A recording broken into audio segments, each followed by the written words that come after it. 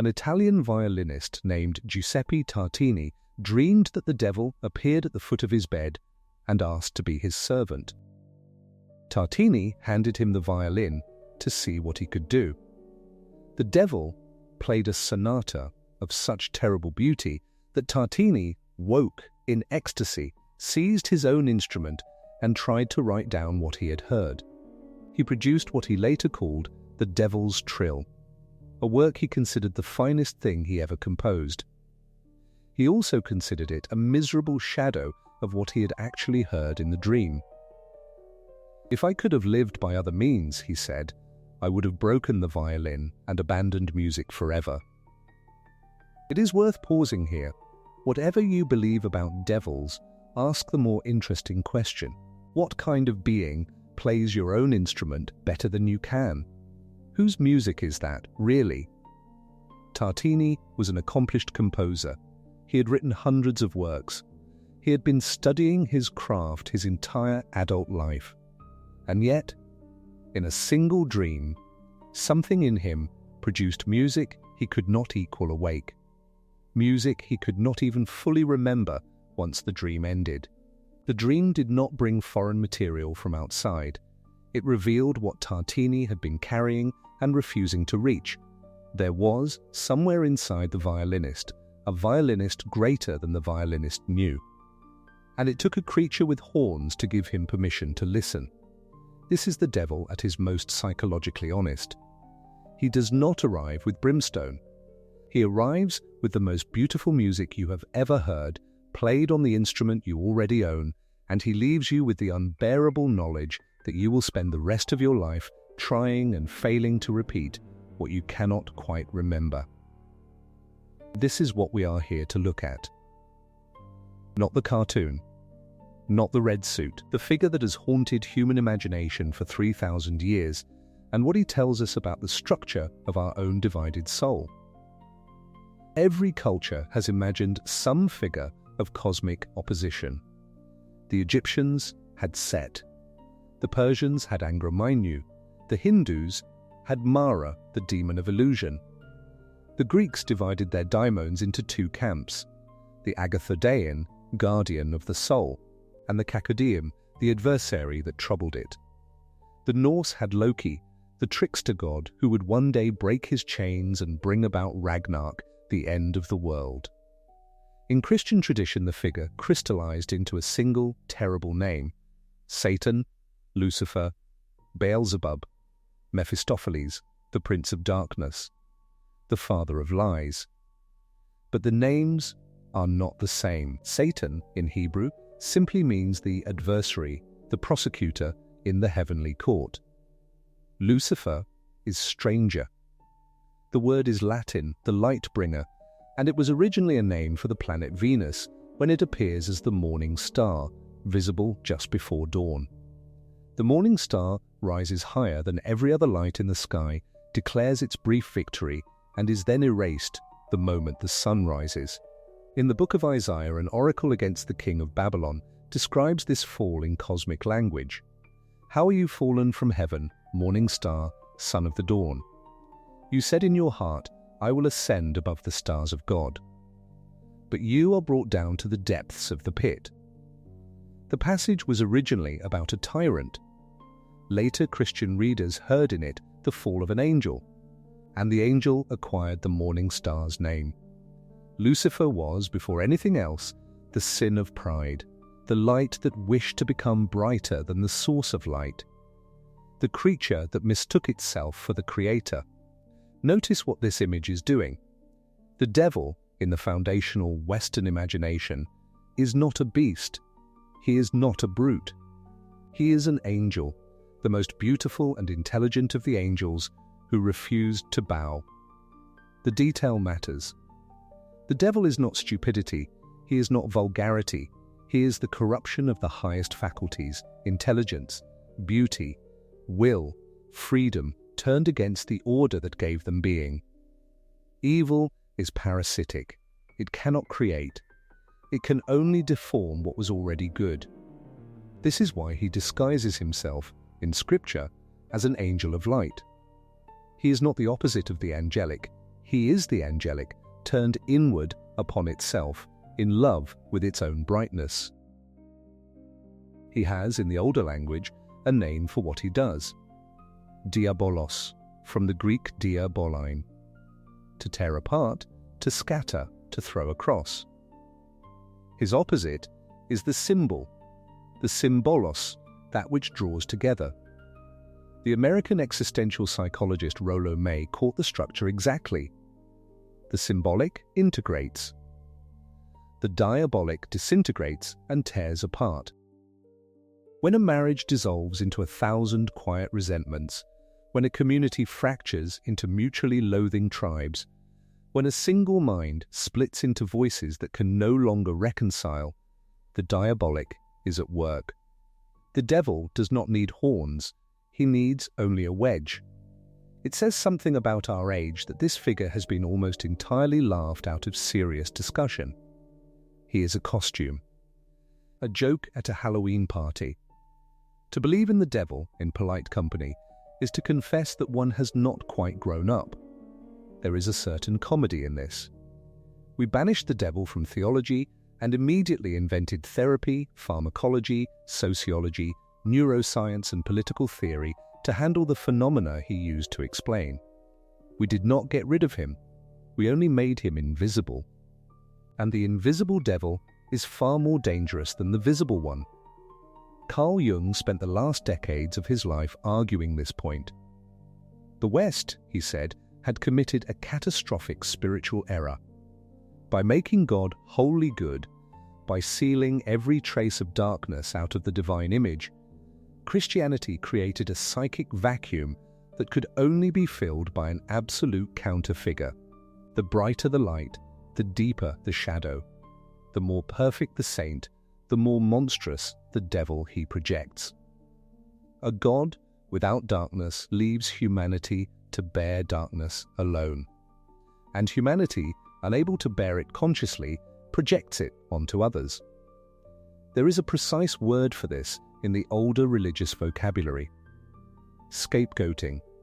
In the ancient ritual, a goat was symbolically loaded with the sins of the community and driven into the wilderness, carrying the evil away. We still perform the ritual every day. We point at the foreigner, the heretic, the political opponent, the outsider, and we say, there is the evil. We are clean. The devil is a useful scapegoat. He is also, in this respect, our most loyal servant. But the shadow you cannot see in yourself, you will inevitably see in another, and you will hate it there with the strange, uncanny intensity that only one's own disowned material can produce. The devil, in this sense, is not a being. He is a process. He is what happens when consciousness amputates itself. Jung put it bluntly, the devil has the character of an autonomous personality, greater than man's consciousness and greater than his will. This is what the old language meant by possession. The man who screams, "I don't know what got into me," after some shameful act is reporting a real psychological event. Something got into him. Something he had not made conscious, something he had not owned. And in the moment of weakness, it spoke through him. Consider Faust, the German scholar who, in the legend made immortal by Goethe, sells his soul to the demon Mephistopheles in exchange for knowledge, pleasure, and worldly power. Faust does not begin as a wicked man. He begins as a man exhausted by the limits of human knowledge, ready to die. The devil appears to him precisely at the moment when life has lost its savour. Mephistopheles does not arrive to corrupt a saint. He arrives to offer life to a man who is already half dead. This is the first thing to understand about the devil. He does not tempt us where we are strong. He tempts us where we are empty. He finds the crack in the spiritual armour, the place where meaning has drained out, and he fills it with promises. Knowledge, pleasure, beauty, power, youth. The devil's offer is always specific to our particular hunger. He is, as Jung observed, an excellent observer.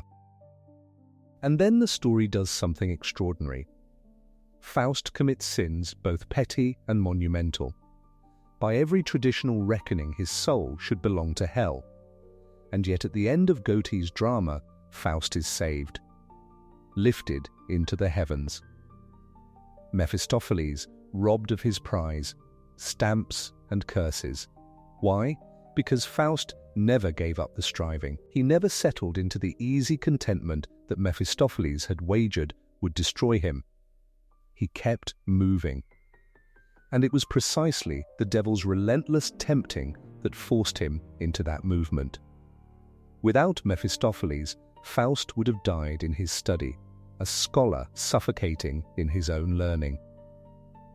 With Mephistopheles, he became a man. The Austrian poet Rilke understood this when he refused psychotherapy.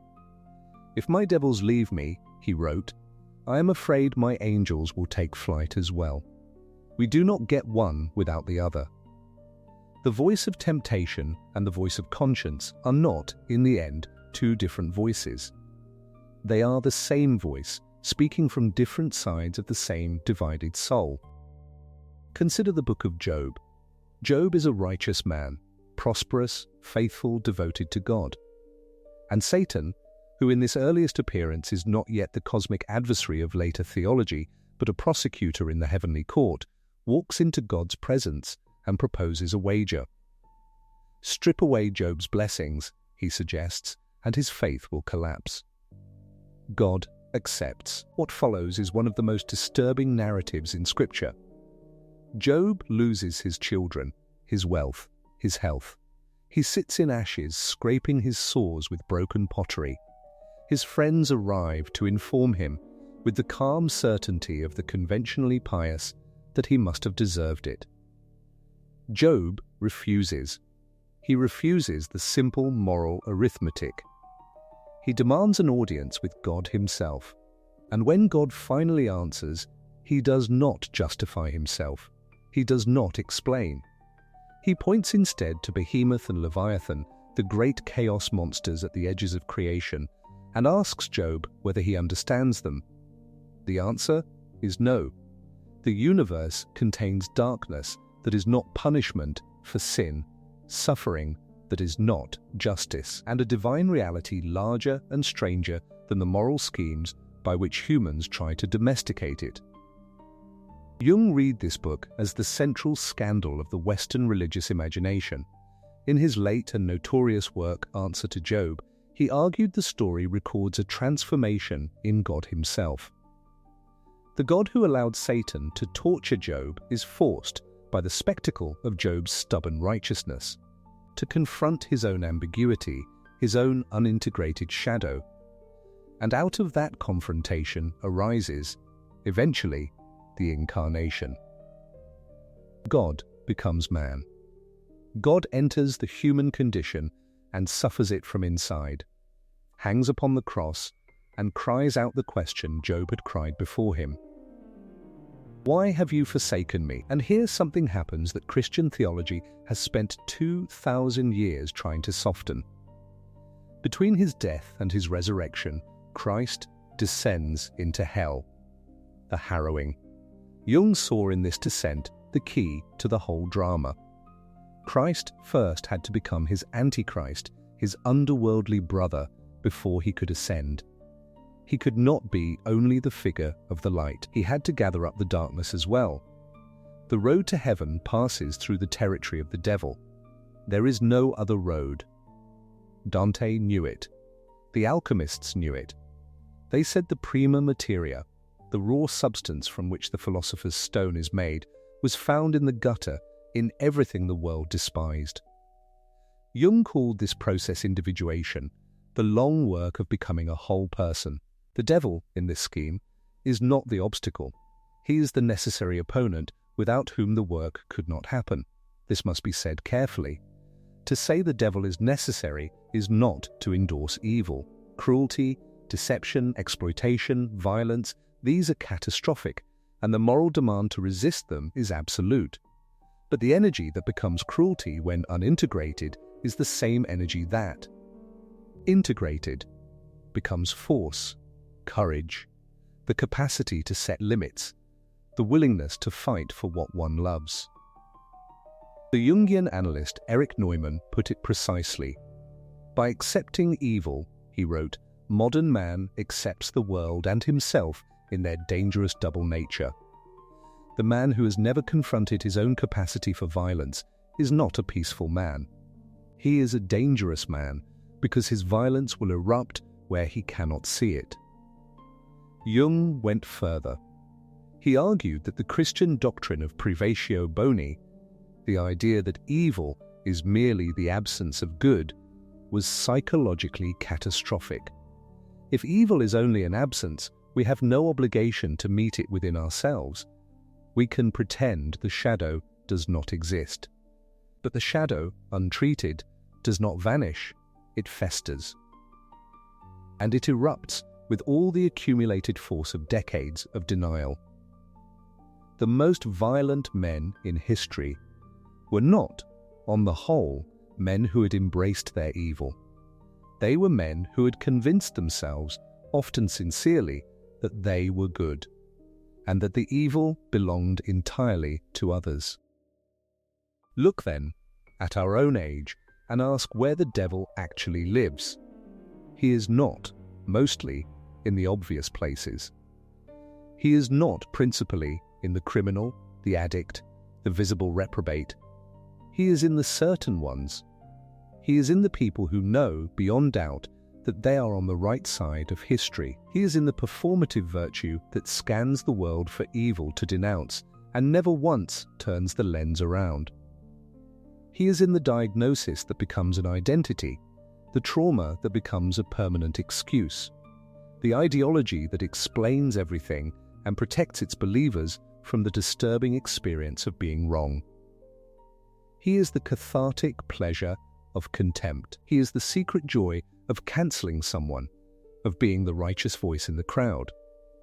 He is in the comments section where strangers tear at strangers and tell themselves they are doing good. He is in the warmth of belonging to a group whose entire structure depends on having an enemy. The modern devil rarely tempts us with debauchery. He tempts us with virtue, or more precisely, with the appearance of it.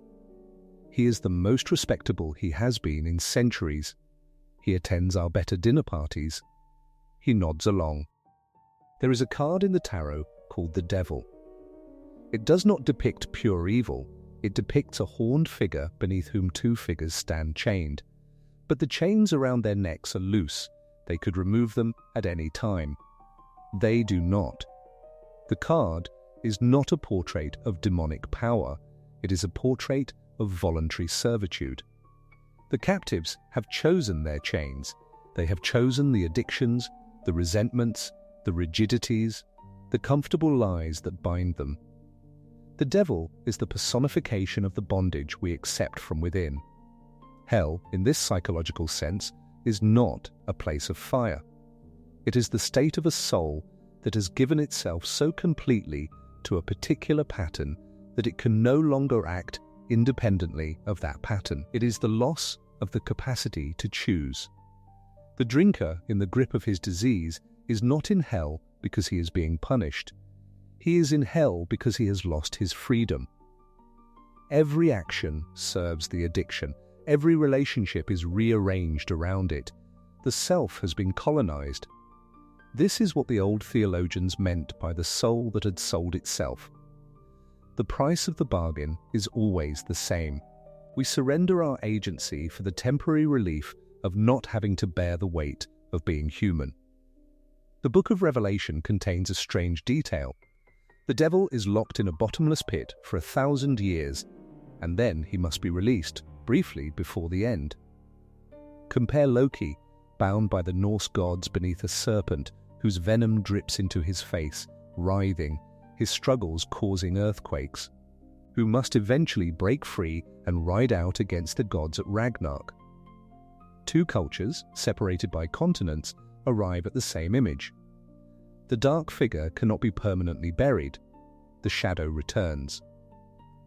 Jung borrowed a word from the Greek philosopher Heraclitus for this law, in Antiodromia. The running towards the opposite. Anything pushed too far in one direction eventually flips into its opposite. The pacifist becomes the persecutor. The libertine becomes the Puritan. The revolution becomes the new tyranny. The psyche seeks balance, and if we will not give it balance consciously, it will impose balance through eruption. This is what the Antichrist represents in Revelation, not, primarily, a historical figure to be feared at the end of time, but a structural feature of the human psyche. A Christ without an Antichrist is psychologically impossible. The more emphatically a culture identifies itself with pure goodness, the more violently its shadow returns. 20th century Europe, the most explicitly Christian civilization in history, produced the gas chambers. This is not coincidence, this is enantiodromia. Jung pointed to one further wound in the Western imagination, a wound that explains why the devil keeps escaping his prison. The Trinity is incomplete.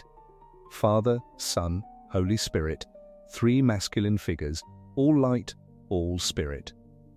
Missing from this picture is the feminine, the earth, the body, the dark matter from which life is actually made. Jung argued the Trinity needs to become a quaternity.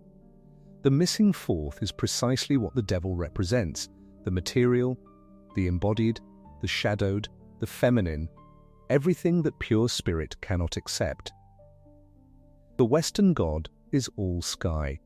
There is no soil in him, there is no womb in him, there is no death in him, and therefore no real life either, because life that cannot die is not life, but mechanism. Banished from the image of God, this fourth element returns as the demonic. The body returns as temptation.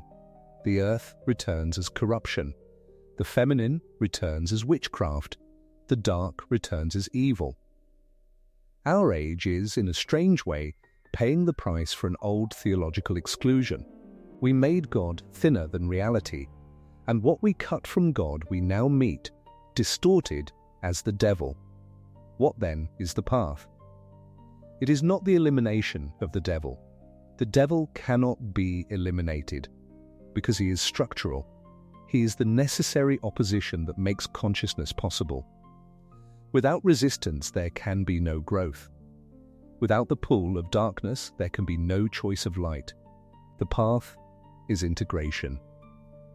The long, undramatic work of meeting one's own shadow, naming it, accepting it, belongs to us, and refusing to let it act unconsciously.